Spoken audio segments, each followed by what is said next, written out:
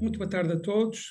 Antes de passar a palavra ao nosso distinto moderador, que fará as honras da casa, eu gostaria somente de vos acolher aqui nesta mais uma sessão às Quintas no Douro, desta feita a terceira de uma segunda série mais virada para os temas que têm a ver com os 20 anos de património mundial do Alto Douro Vinheteiro. Contamos hoje com um painel absolutamente fantástico de figuras de grande relevo na região e que muitos sabem sobre a região: o Robert Moura, a Natália Fouvel, a Teresa Anderson e também o Carlos Fonseca, e como disse no princípio, moderados pelo Fernando Seara. A Liga agradece muito não só as pessoas que nos vão falar hoje, mas também a todos aqueles que assistem e que nos ajudam também a cumprir o nosso propósito, a nossa missão, o nosso objeto. Muito obrigado a todos. Estou certo que será uma grande sessão e passava a palavra ao Fernando Seara, que fará, como disse, as honras da casa. Muito obrigado, distinto Presidente da Liga de Património Mundial. Obrigado, António Filipe. É um gosto estar a moderar este painel, até porque as pessoas que estão no painel, para além de minhas amigas e de eu os conhecer há muito tempo, são pessoas realmente muito especialistas nesta matéria, sabem muito mais do que eu sobre a matéria. Portanto, eu vou deixar aqui alguma liberdade a quem vai falar para um pouco desenvolver o tema das arquiteturas da paisagem. Nós sabemos que é fundamental preservar e manter esta paisagem classificada. Para isso já foi muito feito, para isso há muito ainda que fazer. O Robert Moura, a Natália Fouvel, a Teresa Anderson e, por esta ordem, também o Carlos Fonseca, será mais ou menos esta ordem que vamos seguir inicialmente. O Robert Moura tem uma experiência muito longa já no Douro, penso que viveu cá a sua infância, ou parte da sua infância, viveu até em Quintas, junto ao Rio Douro, foi professor doutado, arquiteto paisagista, professor doutado durante longos anos e tem uma vasta reflexão sobre o que é isto da paisagem ou da arquitetura da paisagem. Conheceu o Douro em várias vertentes, na vertente...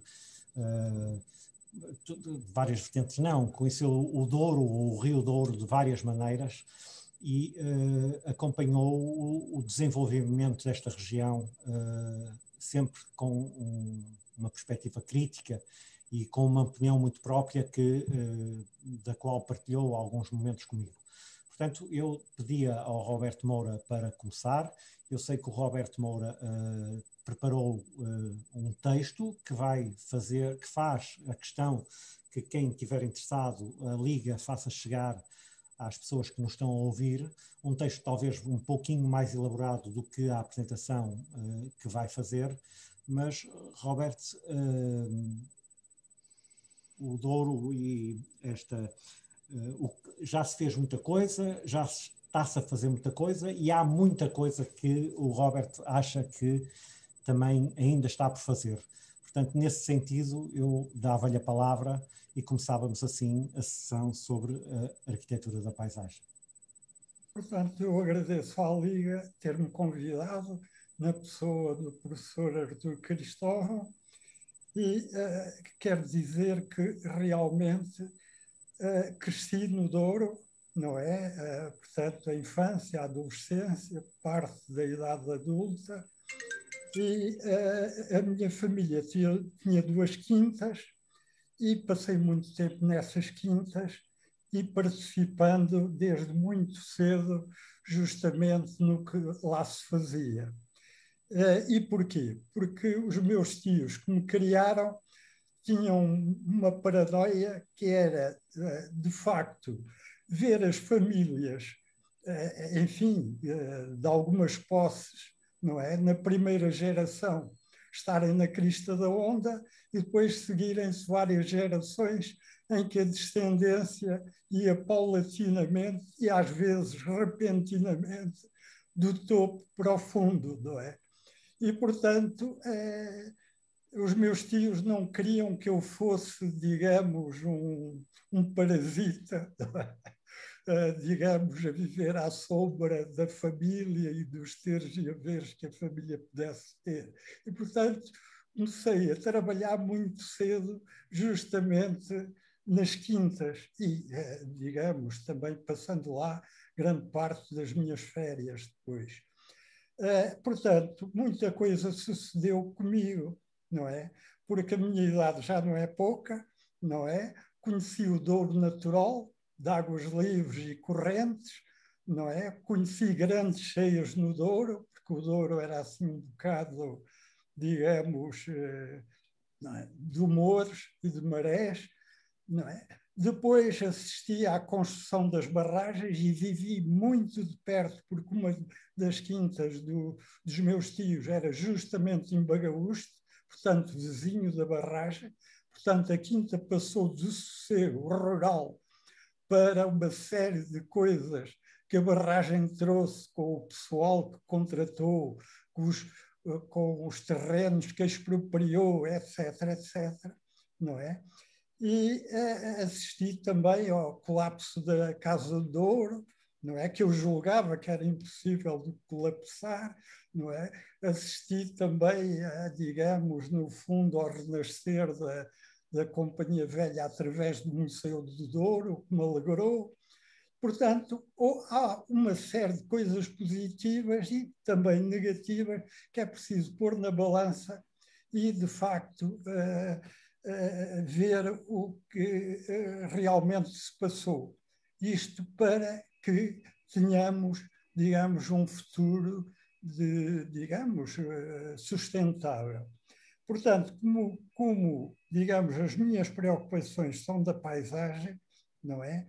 Eu iria nortear o que vou dizer segundo dois aspectos fundamentais no Douro da paisagem, que é o rio e as encostas. Portanto, começando pelo rio. Ora, o rio, digamos, como eu conheci, não é? Era um rio extremamente perigoso para a navegação. Ainda conheci barcos rabelos a transportar vinho, não é? E realmente era necessário haver uma via de comunicação, uma autoestrada aquática, porque as autoestradas, digamos, terrestres, ainda haviam de demorar bastante a chegar e difíceis de chegar, porque a topografia também não ajudava. E o que é que sucedeu com as barragens? Sucederam coisas que, para a maioria de nós, encheram o olho, não é? Digamos, tornaram o Douro numa coisa completamente diferente, atrai o turismo, não é? Mas também sucederam coisas que não passa na cabeça de ninguém, principalmente aos engenheiros civis. Porque o engenheiro civil tem uma intervenção na paisagem cada vez maior, mas não tem no seu currículo, não é? Grandes, digamos, grandes ensinamentos de ambiente, de paisagem, de sustentabilidade, etc. E isso traz desastres. Eu vou contar justamente um, não é? Portanto, com as barragens, o que é que sucedeu? As lampreias e, por exemplo, os sáveis iam rio acima. Com as barragens isso acabou. Porquê? Porque, primeiro, há escadas de peixe, sim senhor, mas mal adaptadas à nossa fauna. Além disso, também as eclusas começaram a funcionar bastante tarde, porque não foi de repente que se fez a navegação, digamos, sem ser por barco rabelo, no Douro. E, portanto, a nossa fauna sofreu, piscícola sofreu um desastre absoluto, porque a fauna das águas correntes é diferente das águas paradas. Portanto, se nós passamos, de repente, de um rio de águas correntes para um rio de águas paradas, o que se vai dar é o colapso de toda essa fauna. Ainda por cima agravado, digamos, dos peixes que os pescadores foram introduzindo, etc., peixes exóticos. Não é? Isto podia-se ter, digamos, resolvido? Podia. Mas era preciso justamente ter-se pensado, quando se construiu nas barragens, não apenas em eletricidade, não apenas em via aquática para os barcos, mas também no ambiente. Porque o que sucede é que foi-se construir a primeira barragem, costuma-lhe ver, no sítio errado. Devia ter sido feita a montante da embocadura do rio Paiva. Eu vou explicar porquê. Porque assim ficava o Rio Douro desimpedido, desobstruído de barragens até ao Paiva. E o Paiva devia-se ter mantido natural para as espécies que vinham do mar irem desovar justamente às águas mais batidas e oxigenadas das nascentes. Isto é que se devia fazer. Porque construir barragens justamente em todo o Douro, em todos os afluentes, causou um desastre. Ninguém liga nada a isso, mas nós, pouco a pouco, vamos desmontando o relógio ambiental, não é? No, digamos, essencial e no menos essencial. E, portanto, a gente tem uma perda absoluta de biodiversidade, justamente por ignorância, não é? Agora, outra coisa, construir-se as barragens. As barragens têm um tempo útil de vida que as pessoas normalmente ignoram. Teoricamente, são 100 anos. Mas no Douro há uma erosão tremenda, não é? E eu vou explicar depois porquê.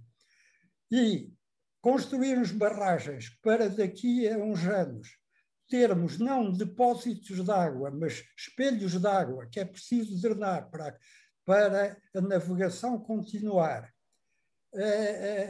em que vamos ter problemas de redução de eletricidade.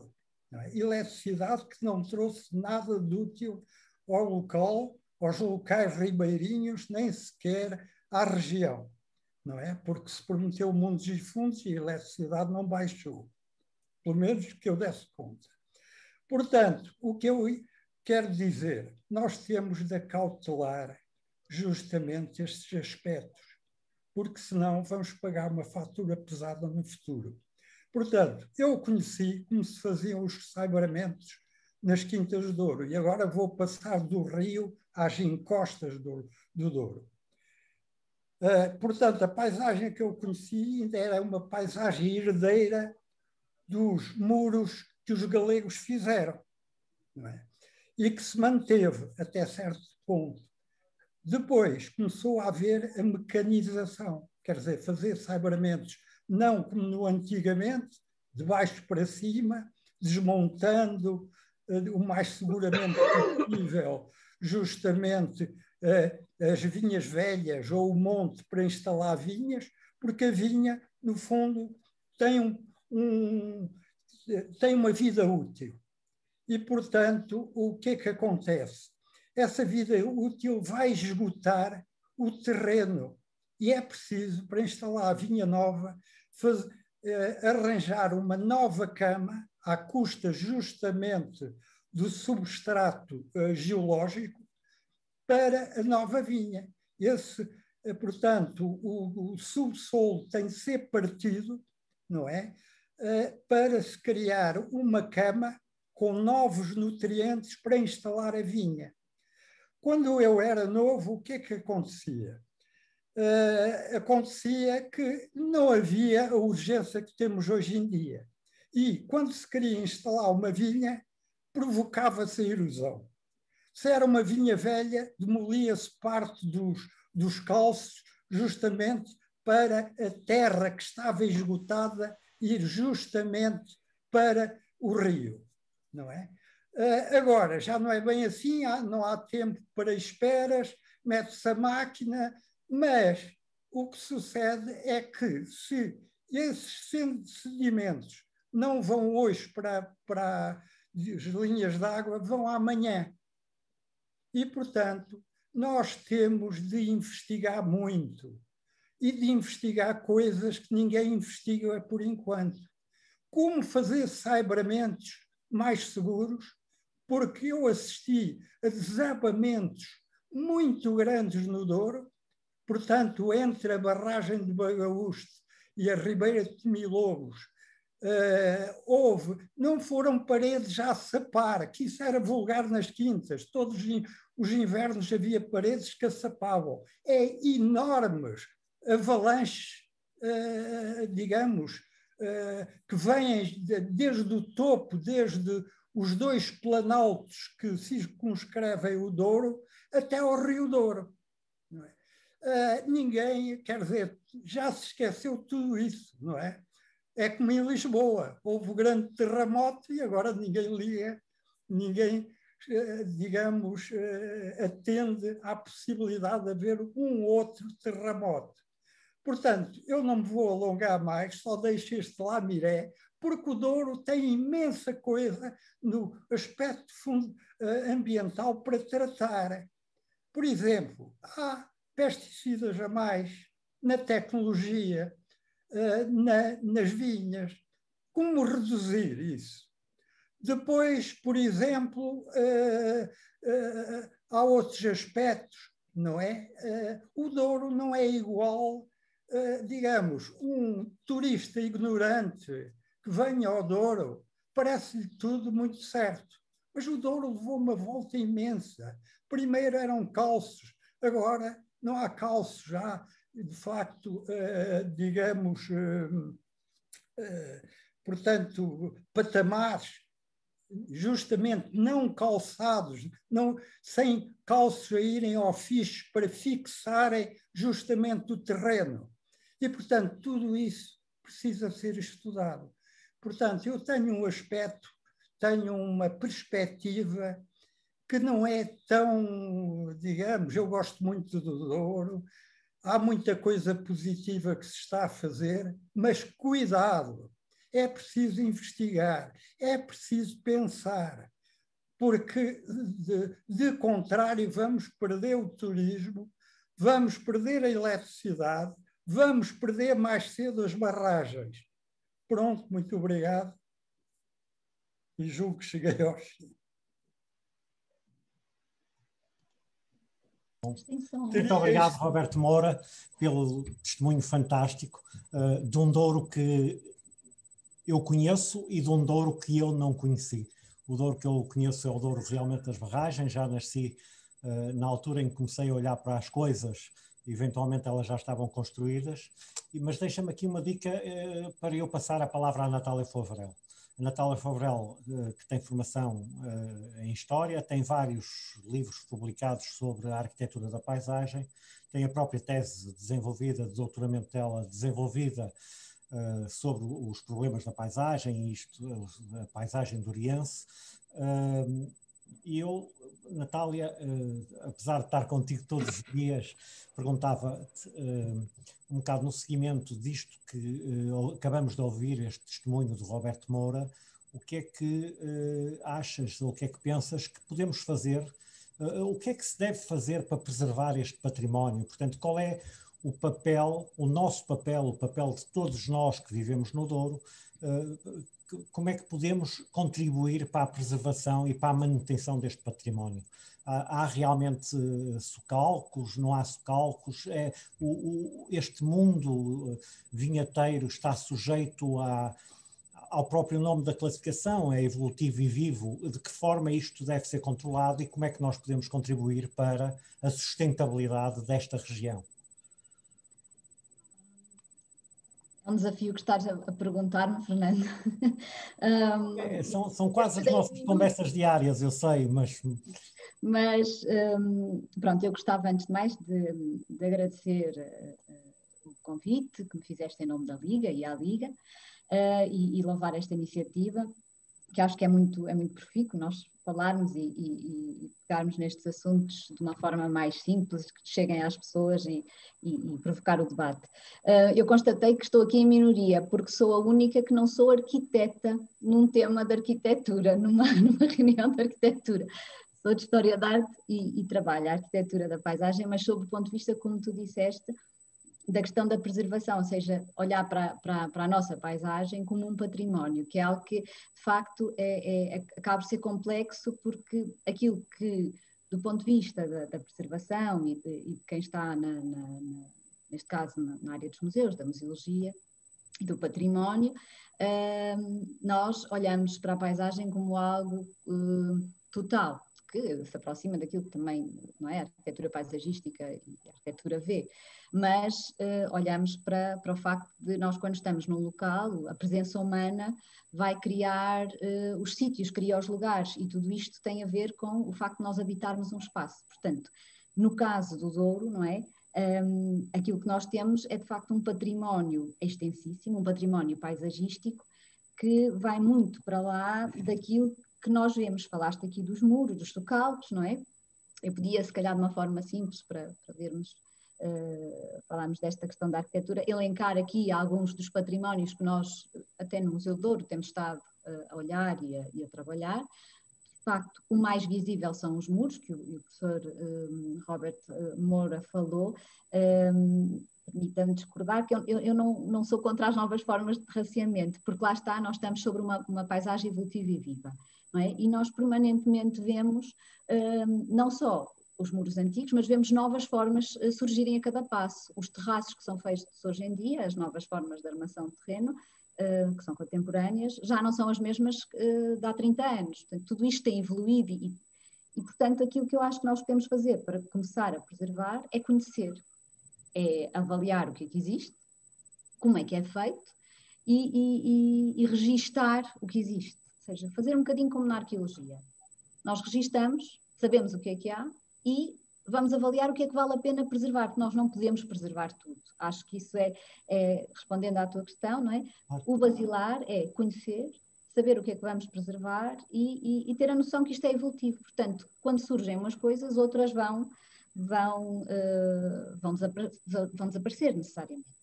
Mas, juntamente com isto, há todo o saber que está por trás, portanto, nós temos que os conhecer e depois temos que conhecer o que é que está por trás, o conhecimento de cada pessoa que faz esta paisagem, porque no Douro, aquilo que eu acho que sobressai de uma forma ou de outra, independentemente do tipo de paisagem que nós estejamos a caracterizar, eu gostava de falar, se tiver tempo, o que é que eu considero em termos de arquiteturas que nós podemos encontrar na paisagem douriense, mas aquilo que está sempre por trás é o trabalho.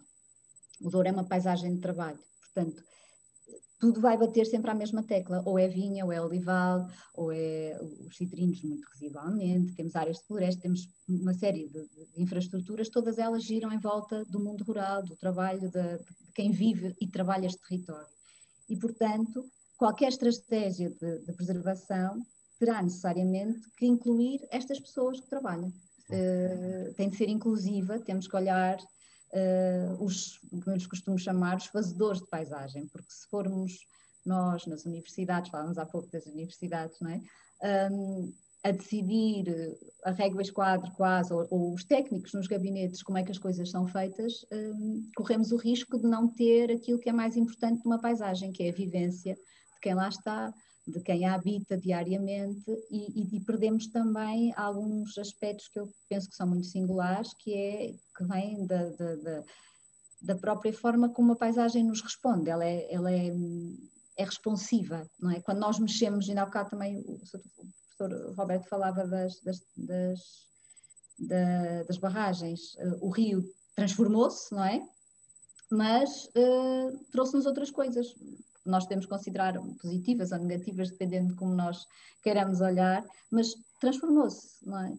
E temos que aceitar a transformação com tudo aquilo que ela nos traz positivo também e aprender com esses erros e melhorar. E na paisagem é isso que tem vindo a acontecer, eu penso que tem vindo a acontecer, nomeadamente com as formas de terraceamento.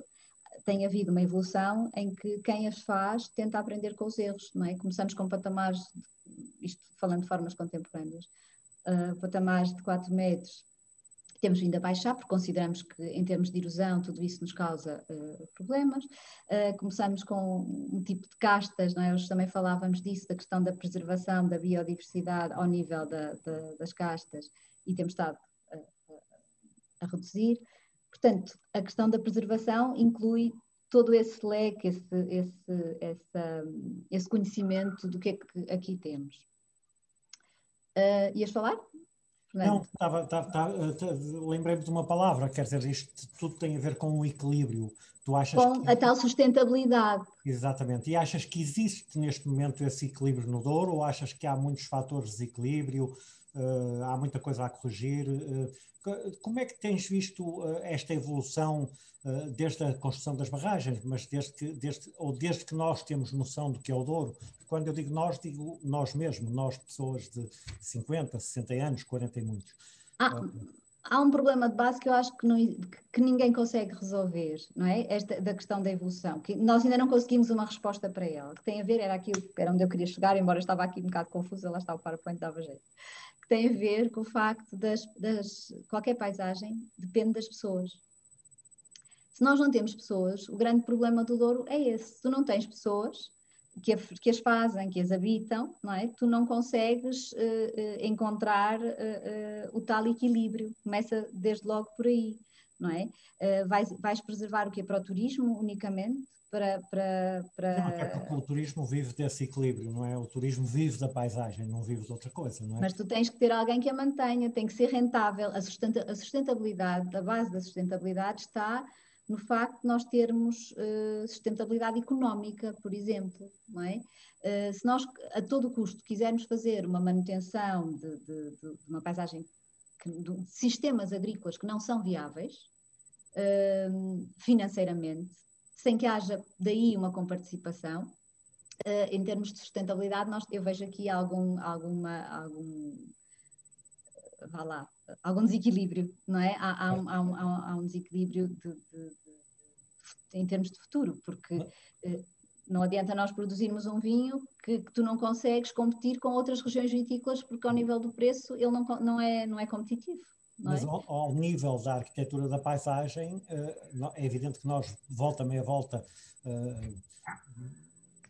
olhamos e vemos alguns atentados à própria paisagem, mas também vemos aqui um grande esforço na preservação dessa paisagem. E eu acho, e penso que, não sei se estás de acordo ou não, penso que hoje as pessoas que habitam o Douro e as pessoas que vêm viver para o Douro estão mais sensíveis para essa necessidade da preservação da paisagem. Portanto, antigamente ela existia naturalmente e as pessoas naturalmente cuidavam dela. Hoje elas estão muito mais sensibilizadas para que, mesmo que seja mais fácil fazer determinado tipo de coisas de uma certa forma, temos que optar, às vezes não por caminho mais fácil, mas sim por um caminho que nos permita preservar essa paisagem. Eu penso que há uma certa sensibilização para isso.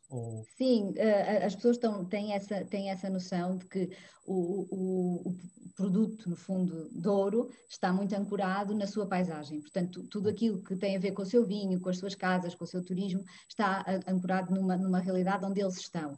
E daí haver muito mais sensibilidade para isso e haver até um fenómeno que eu acho muito interessante. Enquanto os proprietários anteriormente não viviam no Douro, não é? Havia esse absentismo quase crónico.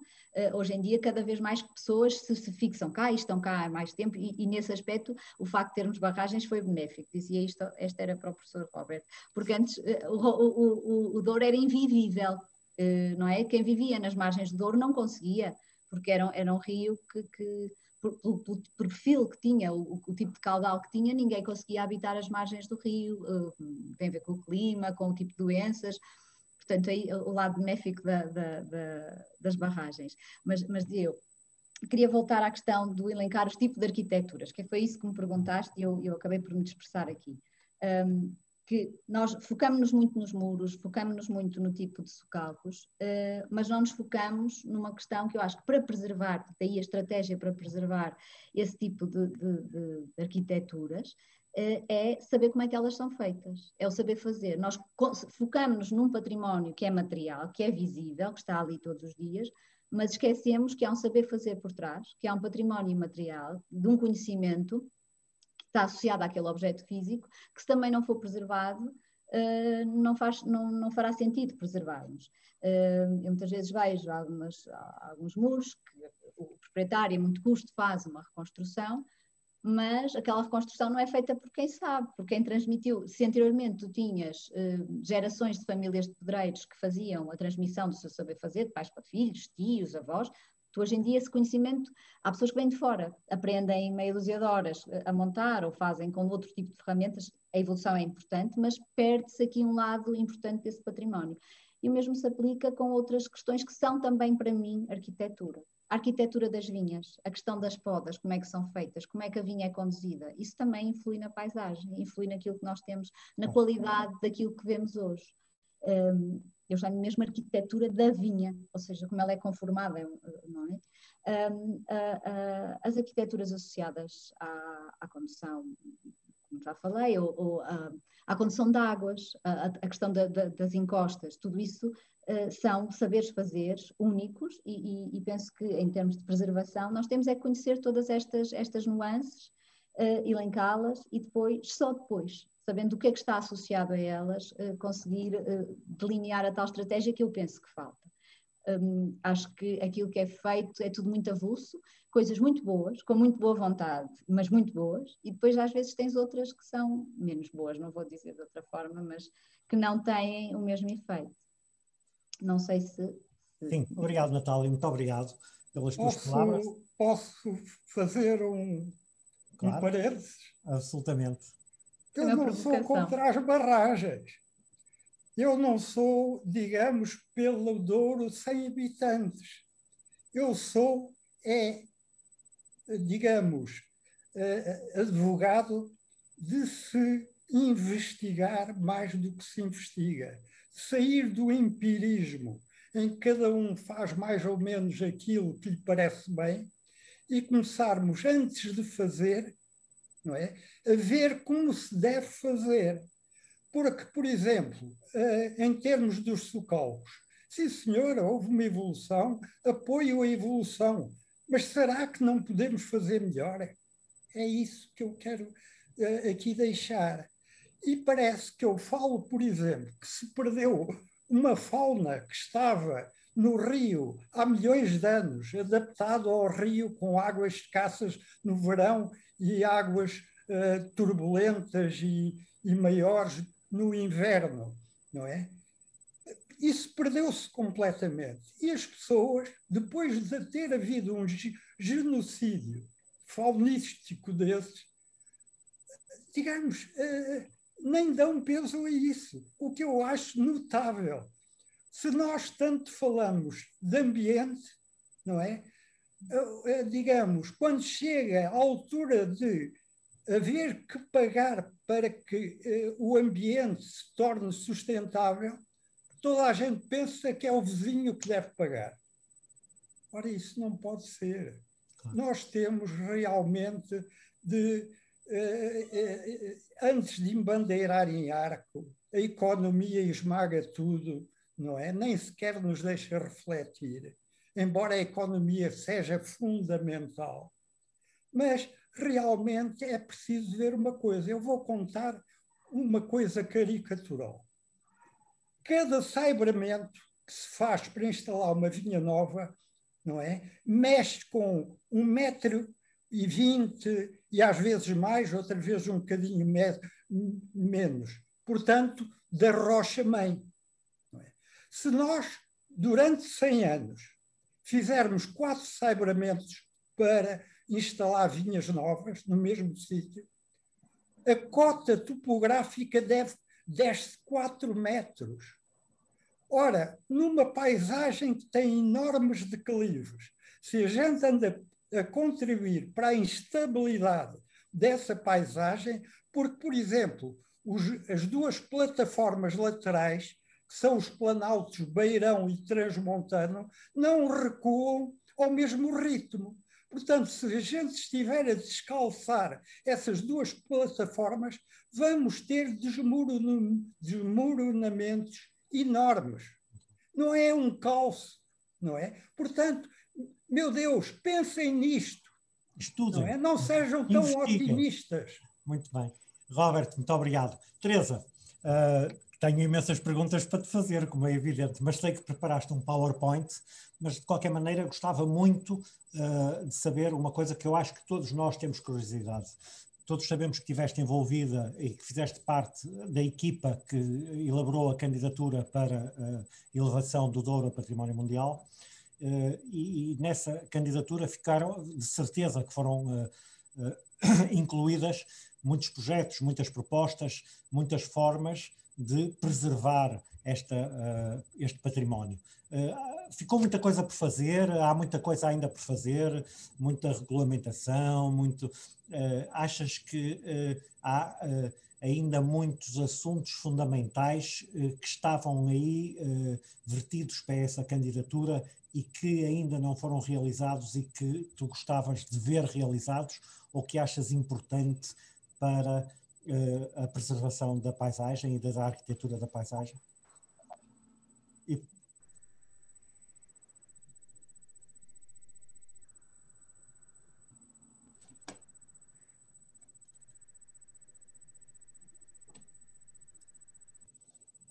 Teresa, estás sem som. Não sei se querias... Não estou a ouvir. Estamos a ver a tua apresentação, mas não te estamos a ouvir, Teresa.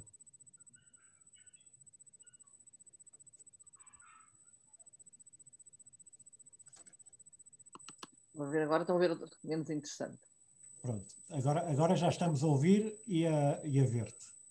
Pronto, ótimo que assim aproveito de ter um bocadinho de uma imagem para falar. Eu estava a saudar todos, a agradecer à Liga este convite e estas iniciativas às quintas e queria também dizer que é bom ver tantas caras, são todas dorienses aqui connosco hoje,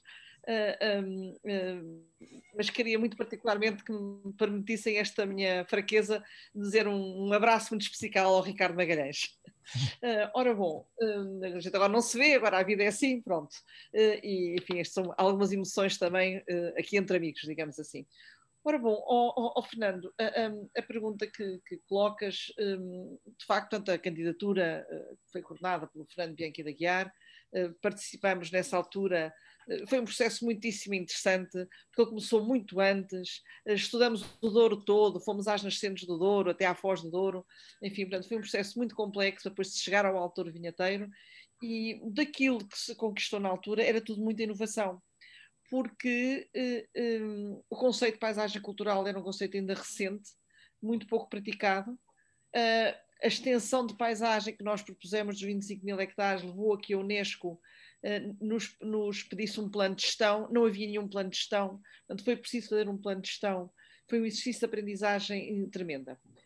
Tive depois a felicidade de com o João Rebelo fazer a avaliação 10 anos mais tarde, por razões não muito boas, por causa de ter havido uma queixa da Unesco com a barragem de Tua, peço desculpa, e depois fazer a revisão do Piote também. Portanto, enfim, mas voltando a estes 20 anos, que estamos a falar atrás, eu diria que, para mim, diria duas coisas. Se fizesse hoje a candidatura 20 anos depois, com aquilo que aprendi com outras paisagens culturais vinheteiras do mundo, o argumento seria diferente. Provavelmente seria muito mais seletiva nas áreas em escrever e não no contínuo que nós criamos.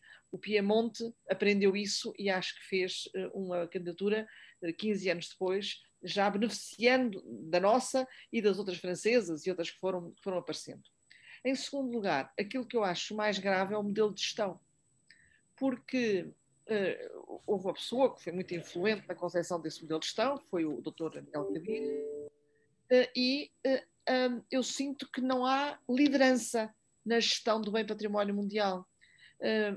Primeiro começou-se com o gabinete técnico, que funcionou durante 2 anos, depois deixou de haver financiamento, peço desculpa, criou-se um vazio, depois cria-se a Missão do Douro, vem o Ricardo Magalhães, enfim, a Missão do Douro também se extingue, era diretamente dependente do Ministério, da Ministra da Agricultura, portanto era uma gestão do país Portugal, porque quem propõe o bem é Portugal, portanto é a responsabilidade do governo português. E depois passou para a Comissão de Coordenação e pronto, e eu acho que é um bocadinho, acho que tem sido uma gestão um pouco sem rosto. E também que é uma gestão que também vive muito de um bom relacionamento com o Ministério da Agricultura, da Comissão de Cooperação com o Ministério da Agricultura. Mas não é questão de ser bom, é porque os recursos são escassos. Portanto, há muito trabalho de campo que é preciso fazer, muito, e tem muito tem sido feito. Eu não quero tirar mérito ao trabalho que está aqui feito. O Douro está candidato ao prémio Melina Mercuri, gostaria muito que o Douro ganhe, acho que merece, mas não é fácil. E o modelo de gestão não é claro. Uma das componentes muito importantes era a sociedade civil, a Liga, e felicito António Filipe, enfim, a Liga por todo o trabalho que têm feito desempenhando esse papel, porque a Liga faz parte da candidatura, a Liga nasceu com a candidatura. Pronto, enfim, portanto, isto era para responder, dando as duas coisas, que o argumento da candidatura seria diferente, mas é fácil dizê-lo agora, e portanto parece-me que é o modelo de gestão das expectativas que havia. Eu não vou entrar naquela questão se desapareceram muitos socalcos, senão porque iria já tratar dela. Eu queria também fazer aqui assim, eu ainda me sinto doriense, e acho que é o limite, não tendo nascido no Doriense, não sendo filha de dorienses, sou neta de uma doriense. Eu acho que isso ainda me permite dizer que sou doriense, mas abaixo de mim já acho que é muito difícil. Santa Marta de Penaguião, e com produção de vinho nos anos 50, 60 que acompanhei, na Régua, no Tenha, ao lado do Caminho de Ferro do Tenha, também assisti. Enfim, era miúda, mas tenho umas imagens vagas comigo, ainda desse Douro antigo. E começo pelas palavras do Robert. O Douro levou uma volta imensa. Tudo levou uma volta imensa. Mas o Douro levou, de facto, uma volta imensa. E eu acho que vale a pena, portanto, termos essa ideia. Eu, quando estava a pensar as arquiteturas da paisagem, fico sempre um bocado baralhada. Natália, isto não tem nada a ver, somos historiadores, somos isto. A arquitetura, todos vivemos com arquitetura, portanto, a arquitetura é todos nós, não é um direito dos arquitetos. É um exercício dos arquitetos, mas não são só os arquitetos que fazem arquitetura. Ora bom, e portanto é bom que todos se pronunciem sobre isto. Eu comecei dividida por duas questões. Sobretudo por uma questão, que tem que ver com as boas práticas do exercício da arquitetura e como ela está a ser premiada no Douro. Foi criado um prémio, está aqui o Ricardo Magalhães, de prémio do Douro. E eu sinto-me sempre um pouco insatisfeita com a atribuição do prémio, não porque as obras não tenham qualidade, mas porque parece-me que o espírito deste prémio, portanto, que é virado para as boas práticas de exercício de arquitetura, mas boas práticas no contexto do Alto Douro Vinheteiro Património da Humanidade. Era isto que devia ser dito. Porque, com todo respeito por arquiteto Souto Moura, eu não me parece... O júri é soberano, portanto não questiono as decisões do júri, mas fico de facto perplexa que o prémio seja atribuído a uma barragem, a uma obra numa barragem, não é? Não há barragem, mas há a obra de Souto Moura na barragem, que foi uma das razões para ser levantado uma investigação ao Douro por parte da Unesco. Ou mesmo, por exemplo, permitam-me, mas, por exemplo, a adega Alves de Sousa, que é um edifício seguramente interessante, mas a certa altura faz maravilhosamente em terra, esconde, e depois cresce para fazer lá em cima, vê-se, tem-se miradores para ver o Douro, quando se vê o Douro a todo sítio. Não é preciso subir a sítio nenhum no Douro para ver a paisagem, não é? Portanto, há aqui coisas que eu acho que ainda precisamos de ser um bocado mais humildes e também mais focalizados naquilo que queremos. Portanto, eu comecei dividida por isso. Eu disse, eu vou só dizer isto, uma vez mais, que acho que era muito importante este prémio continuar, mas que era preciso repensá-lo. A Comissão de Cooperação tinha aqui, acho que ele precisava ter outro enfoque um pouco diferente. Porque depois também temos casas túneis e coisas assim que de facto são preocupantes. Para mim, na minha opinião. Mas eu entendi que não ia falar daquilo que está mal feito.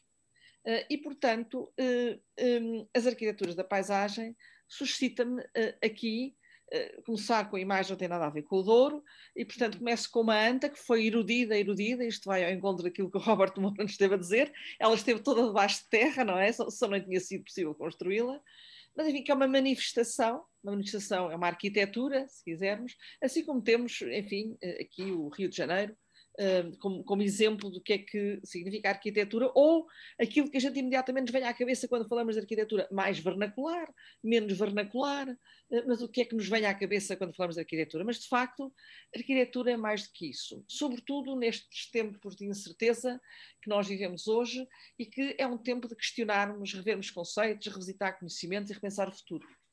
E, portanto, eu olho aqui a arquitetura enquanto construção na paisagem, há uma construção na paisagem e há a construção da paisagem. Isto é o parte de Monfragua, enfim.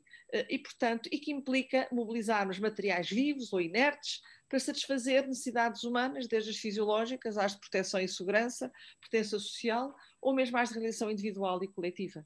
Portanto, é neste sentido mais lato, portanto, ser construção na paisagem ou da paisagem, e cá está a tal paisagem construída, uma arquitetura. Nós geralmente falamos da armação do terreno, mas de facto estamos a falar de uma arquitetura. A Natália levou ao detalhe da arquitetura da poda, não é?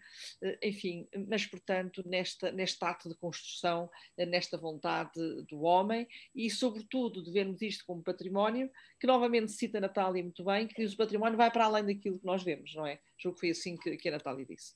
Ora bom, portanto, a arquitetura neste sentido lato tem que ver com o cultivo, com o manejar dos elementos naturais, que é fundamental termos subjacente, e, portanto, nesta lógica que utiliza recursos, transforma lugares, faz lugares, e onde hoje aqui assumia que tem de retomar o primado da ecologia na base dessa construção. Trago aqui dois exemplos, enfim, o anfiteatro de Delfos e aqui, não sei já onde, no Douro, não longe do Pinhão, não sei exatamente dizer onde, enfim, realmente esta sabedoria, enfim, de armar a Quinta das Sopas. Dos Sopas? Ah, boa, boa, boa. É maravilhoso, não é? É maravilhoso.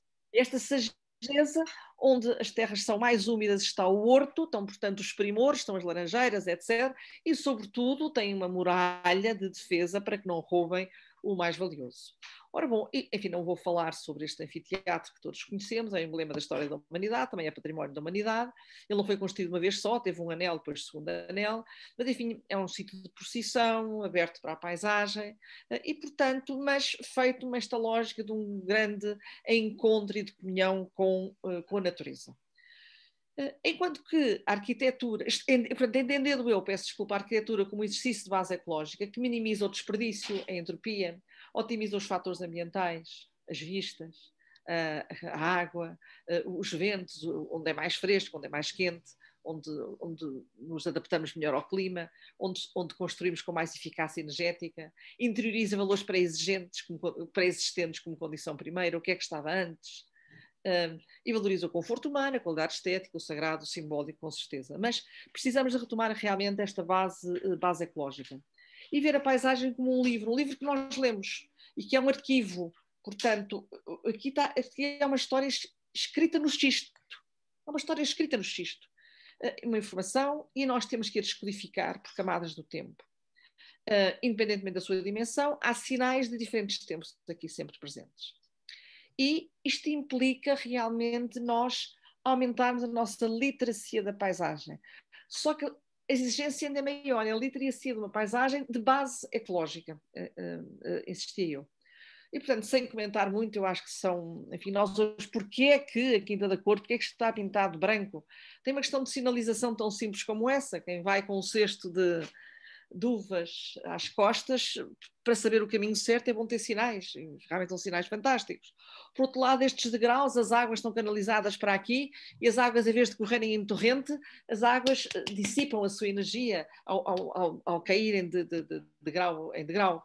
Enfim, portanto, tudo isto é muita sabedoria, o tal muita coisa escondida que o Douro tem, enfim, nesta tal paisagem cultural evolutiva e viva, que é uma paisagem feita de pessoas, sempre simbolicamente aqui a Antónia Adelaide Ferreira, mas enfim, nós temos que começar a puxar mais. Eu gostaria de ter aqui, tenho que pôr aqui uma fotografia do José António Rosa, tenho aqui atrás de mim, por acaso, enfim, mas de mais contemporâneos, enfim, que realmente são as figuras que fazem que isto é uma paisagem de pessoas e a barragem, não é por acaso que ela aqui está. Portanto, é disto que a gente fala, é de um passado, até a Dona Antónia é um passado recente de Douro, esta passagem das barragens que já lá vão 60 anos, não é, de repente, e depois compreendermos uma história milenar,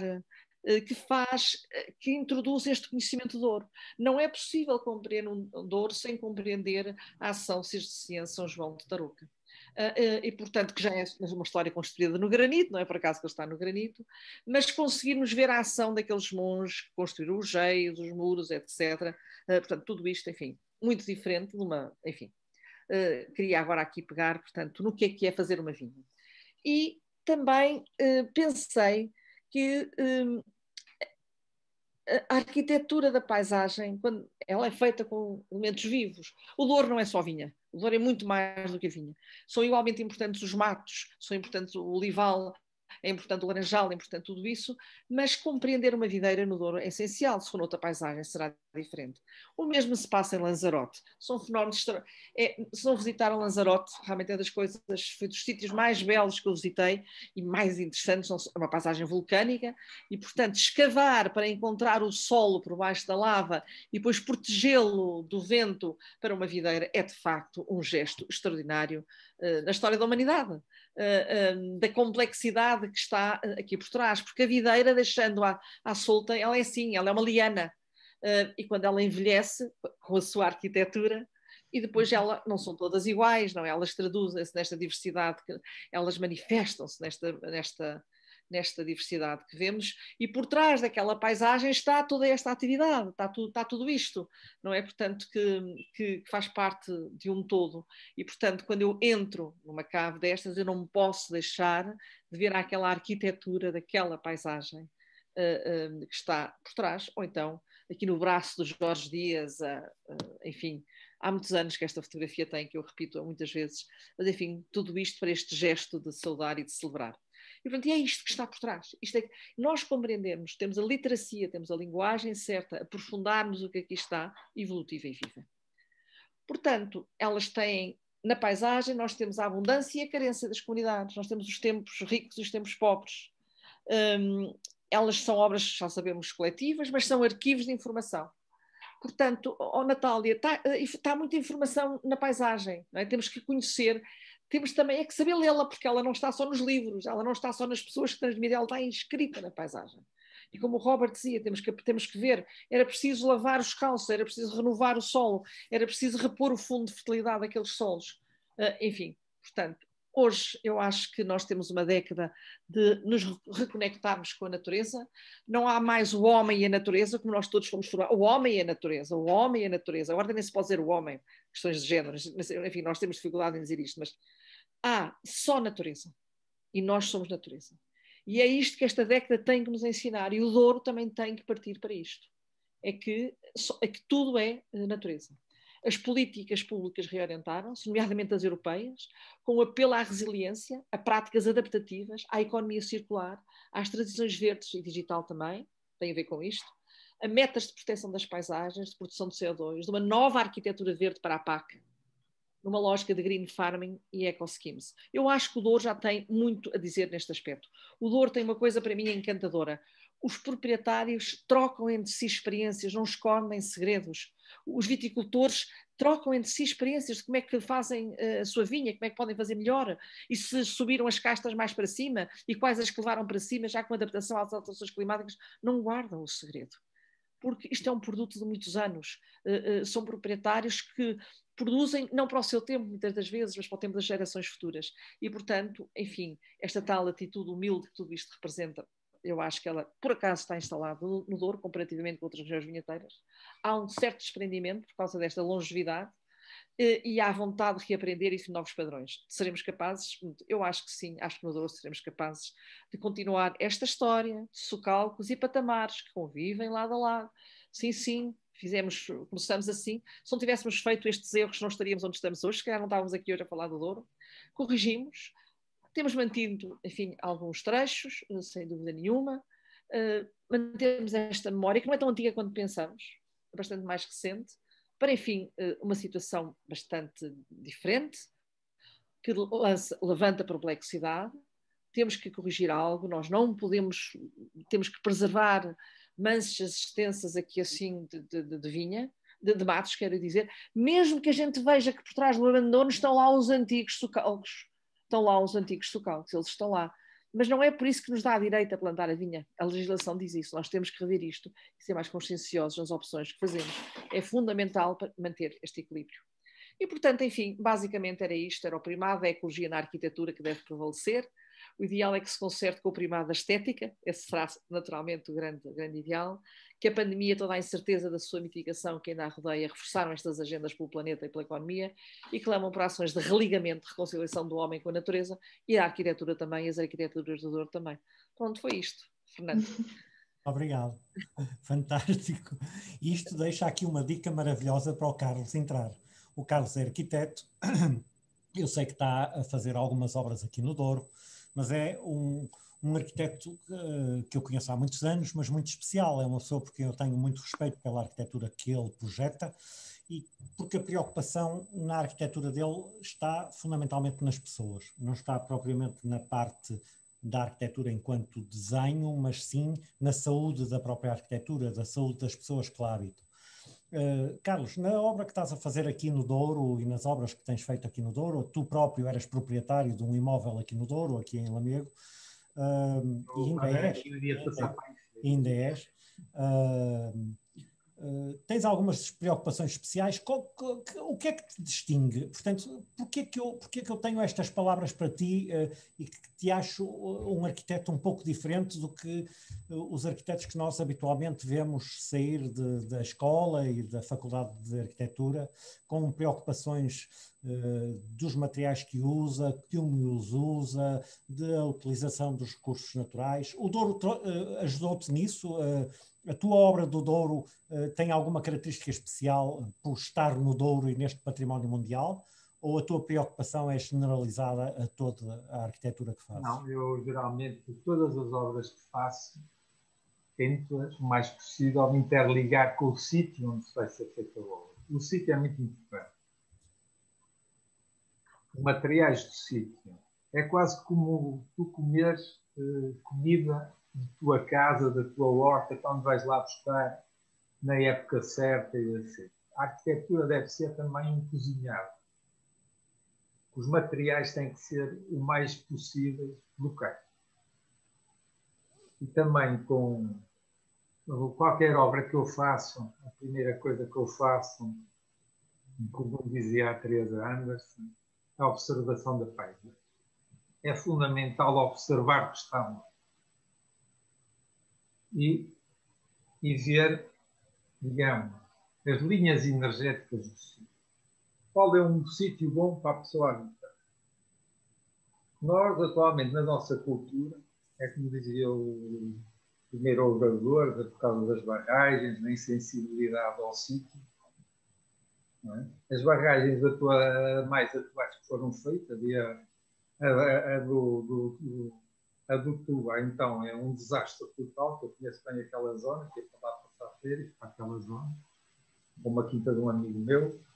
Aquela zona é uma zona maravilhosa, cheia de nascentes águas termais.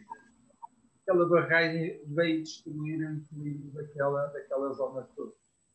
É uma insensibilidade total de fazerem aquela barragem ali naquele sítio. A arquitetura que eu faço é o respeito, tento ter o máximo respeito do sítio onde vou entrar. A terra não ser morto. Toda a gente pensa que construir num sítio qualquer é indiferente. Isso não é verdade. A terra é um ser vivo como nós. Tem linhas de água, que são as veias da água, e que nós tem falhas geológicas, tem sítios bons, sítios de carga, descarga, sítios onde aquelas coisas apodrecem para criar matéria orgânica, sítios de vitalidade que são bons para plantar as coisas, ou para construir casas. O terreno não é neutro, não há nada que seja neutro. Tudo tem que ser equilibrado. Quando eu começo uma obra, tem que ver o programa, não é? Nós somos arquitetos, temos que meter um programa. E depois vamos avaliar a paisagem. Neste caso concreto, o sítio de X, eu olhei para a paisagem e o que é que fiz? Vi comecei a percorrer o espaço para ver como é que eu ia fazer um equipamento turístico, casas turísticas, como é que ia lá meter para ter o mínimo de impacto e ter o máximo de integração nessa paisagem. O que é que eu comecei por fazer? Primeiro, escolher o sítio onde eu ia fazer as casas. Onde é que havia as zonas das hortas, que estavam ligadas também ao pomar, das charcas, onde as águas eram acumuladas, os muros que estavam destruídos que eram preciso reconstruir, e depois integrar isto como um todo, para as pessoas que fossem lá passar férias, não só usufruírem das férias, mas com o universo vivo. Como era uma quinta, de uma quinta, em que a pessoa poderia até participar nessa agricultura. A partir daí, numa segunda fase, o que é que nós fazemos na arquitetura? O projeto para as casas. Os projetos para as casas, como é que nós fazemos? Os princípios fundamentais da nossa arquitetura são baseados na Baubiologia, que é uma escola alemã dos anos 20, já começou nos anos 20, em que são casas que as pessoas, casas saudáveis, com materiais naturais, o mais natural possível, e ligadas à terra. A primeira coisa que nós fazemos é fazer nessas casas, tem que fazer que é uma coisa que deveria ser obrigatória em Portugal, fazemos sempre um pavimento sanitário, um desvão sanitário, ventilado. E neste caso também aproveitamos a inércia térmica de Socal, em que vai regular termicamente de uma maneira natural a casa. Como é que foram construídas as casas? Foi preciso fazer um desaterro para criar as plataformas de encosto ao talude. Destas plataformas saiu muito xisto. E de uma maneira tradicional reconstruímos os muros com esse, e as casas, parte das paredes, com esse xisto. Como é que nós fazemos as casas? Que é muito importante. Com materiais mais naturais possíveis. E que permitam uma coisa muito importante. É que, quando as casas chegarem ao fim da vida, sejam reintegradas para a própria natureza. Hoje em dia, a maioria das casas, por causa dos materiais que utilizam, vão criar lixo. Lixo que depois a terra vai ser muito difícil absorver. Nestas casas antigas do Douro, nós vemos, com as argamadas à base de cal aérea, areia, barro ou saio, elas regulavam de uma maneira saudável a temperatura da casa e serviam como a nossa. Nós temos várias peles. Temos a nossa pele do nosso corpo, temos a pele que é o nosso vestuário e temos a pele que é a nossa casa, que tem que ser transpirada. Todas as trocas gasosas que há dentro de casa, contrariamente aos regulamentos que hoje em dia estão em uso, que deveriam ser reformulados e repensados, o que é que fazem? Geralmente revestem a construção toda, muitas vezes até com isolamentos que são à base de químicos, que não deixam transpirar, e depois metem um aparelho de ar-condicionado lá dentro. O que é que isso faz? Provoca uma qualidade do ar péssima dentro das casas. E depois pintam com as casas ainda por cima com materiais que criam película eletrostática, como os verniz, como as tintas, que isolam. Deixa-me te fazer uma pergunta. Eu sei que tu usas esse sistema e pensas a arquitetura sempre assim, mas construir aqui no Douro, achas que numa área que tem que ser protegida, numa área que é classificada como património mundial, devia haver uma regulamentação específica, devia haver quase um plano de pormenor, não um plano de pormenor tão extensivo, mas algumas regras para não nascerem objetos de habitação ou de adegas que fossem demasiado impactantes na paisagem. Portanto, achas que devia a própria região demarcada ou o próprio Alto Douro Vinheteiro como classificação ter uma regra específica para construção e alguns métodos a seguir e algumas regras que não permitissem fazer determinado tipo de coisas e permitissem fazer outro tipo de coisas? Ou achas que isso não é muito usual no nosso país e nós temos uma arquitetura muito liberal que nos deixa pintar as casas das cores que queremos, que nos deixa usar os materiais de revestimento que queremos? Qual é a tua opinião sobre isso? Minha opinião, eu tenho a minha própria perspectiva. Não é? Outras, não sei se sou eu que tenho razão, é a minha própria prática. Não é? Eu, pessoalmente, eu não gosto do que vejo. Mesmo os prémios que estão a dar atualmente à arquitetura do Douro, podia ser ali naquele sítio, num sítio qualquer. Talvez, mas também corre o risco de se tornar uma arquitetura estilo Estado Novo também. Se calhar o melhor era fazer uma arquitetura moderna, mas com base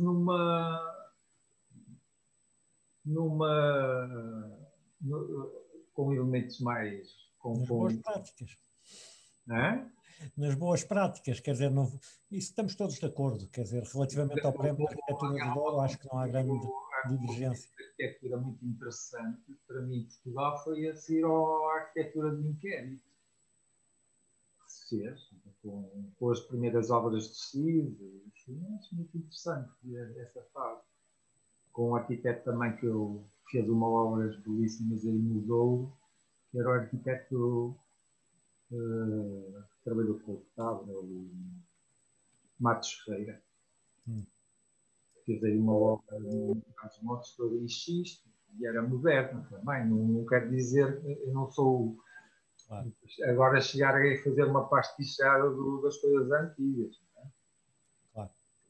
No fundo, deixa-me interromper, é uma arquitetura que respeita o gênio do lugar. É uma coisa que se usa... Claro, é fundamental para mim, isso é fundamental. A nossa prática é uma prática de descobrir as linhas energéticas do sítio.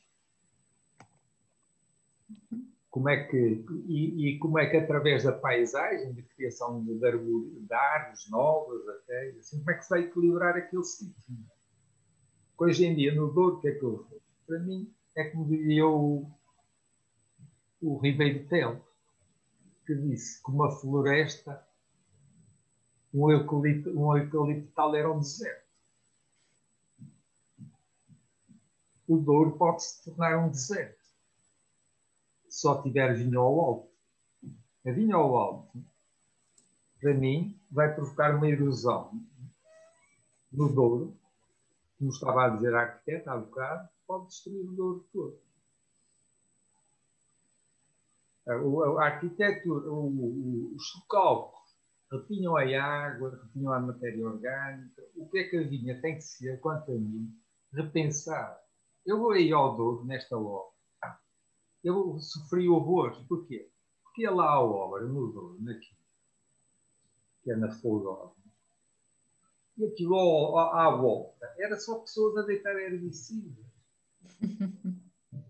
aquilo fica completamente tudo queimado, aquilo parece sei lá o quê. E eu uma vez estava lá no sítio e queria ir embora. Não conseguia aguentar. E fiquei mal disposto mesmo, com os químicos e com pessoas com estilos café. Quando já há outras práticas, não é? Da arquitetura da agricultura biológica, até com muito que se conseguem criar matéria orgânica até, para esses solos não serem tão empobrecidos, não é? Com culturas intensivas. É o que acontece atualmente também no Alentejo, com o olival intensivo, com todas as culturas intensivas, porque mesmo na vinha podiam fazer, há projetos agora que eu já vi, até para elevar a qualidade do vinho, plantar nos estocalcos também misturados com a vinha aromática, se calhar até trazem outro tipo de odores à vinha. Claro. É preciso uma investigação, não é? Aqui em Portugal, dizia um amigo meu que os portugueses são muito pouco inovadores. Há ideias feitas nas populações aí no Douro, que são populações muitas vezes envelhecidas, em que já não têm esse espírito de iniciativa, que as pessoas dizem assim, deitei herbicidas, e as pessoas, por facilitismo, fazem isso. Carlos, se calhar, muito obrigado pelas tuas palavras, se calhar eu agora aproveitava estes minutos que nos sobram, que já não nos sobram, porque já ultrapassamos o tempo, ou estamos quase no tempo limite que tínhamos combinado para este encontro, para convidar as pessoas que nos estão a ouvir, se querem contribuir com alguma questão ou algum comentário aos intervenientes que estiveram aqui e que alguma coisa que gostariam de perguntar.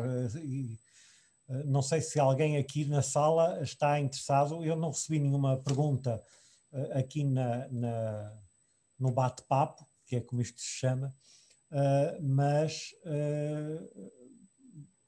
diria agora que se alguém estiver interessado, porque nós já não vamos ter tempo para fazer uma segunda ronda, são 7:15 quase, portanto eu convidaria as pessoas, se alguma coisa queriam perguntar à Natália ou à Teresa ou ao Carlos ou a algum dos intervenientes, ao Roberto Moura, tinham algum comentário ou alguma questão a fazer.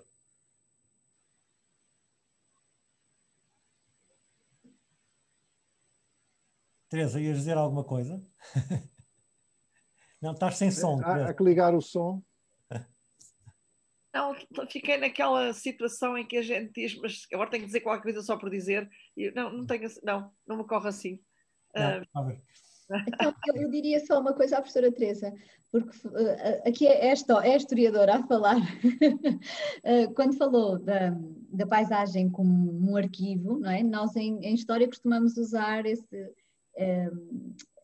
um termo que é olhar para a paisagem como um palimpsesto, ou seja, são camadas que se reescrevem e vão justapondo, não é?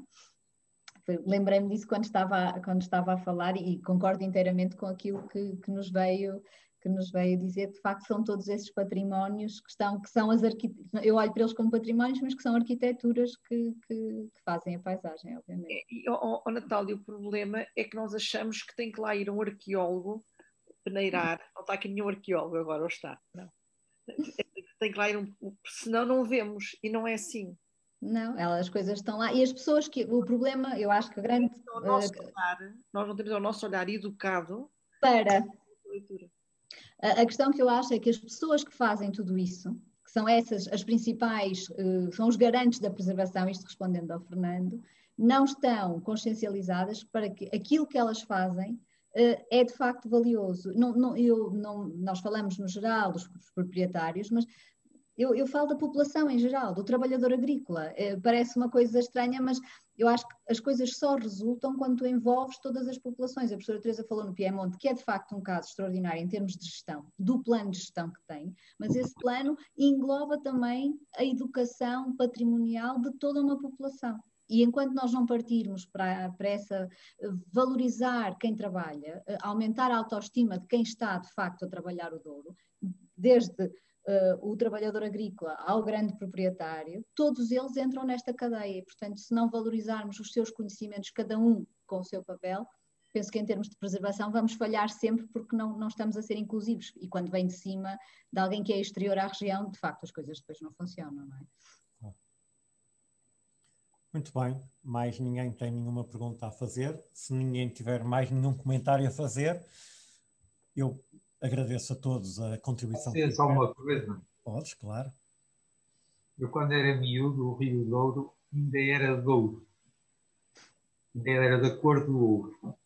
Hoje em dia já não é, já é verde. Eu ainda o vejo dourado de vez em quando. Essa é imaginação. Tens que vir para aqui viver, que vais ver que o Rio Dourado ainda existe, o Rio Douro ainda existe. Muito bem, muito obrigado a todos por este contributo magnífico. Acho que ficou aqui imensas perguntas por fazer e podíamos estar aqui mais 1 ou 2 horas a conversar à volta disto. De qualquer maneira, ficamos a aprender alguma coisa. Obrigado a ti também, Carlos, porque já percebi que nós arquitetos temos que ter aqui algum cuidado no sítio onde estamos e tu tens esse cuidado, por isso agradeço quando intervens no Douro pelo cuidado que tens e pelo envolvimento que tens. Teresa, foi um gosto enorme rever-te, é sempre um gosto enorme. Natália, até amanhã, muito obrigado pelas tuas palavras. Roberto Moura, foi um gosto imenso tê-lo aqui consigo e deixava agora as últimas palavras para o António Filipe, como é costume e como é que habitual, para uma despedida do nosso ilustre presidente da Liga dos Amigos do Douro Património Mundial. E eu, mais que palavras, tenho uma palavra, que é excepcional. Excepcional. Gostei muito, muito daquilo que ouvi, aprendi imenso. E, mais uma vez, deu-me um olhar diferente, ou a capacidade de ver o Douro de uma forma diferente, pelo olhar das pessoas que hoje aqui estiveram presentes, e que, no fundo, confirma aquilo que me acontece sempre. O Douro muda a cada olhar, o Douro muda-nos a cada vez que nós olhamos para ele. E, portanto, muito obrigado, achei excepcional, aprendi imenso e agradeço imenso a vossa presença e o vosso contributo. Até breve, espero eu, até sempre. Muito obrigado. Obrigado, até à próxima.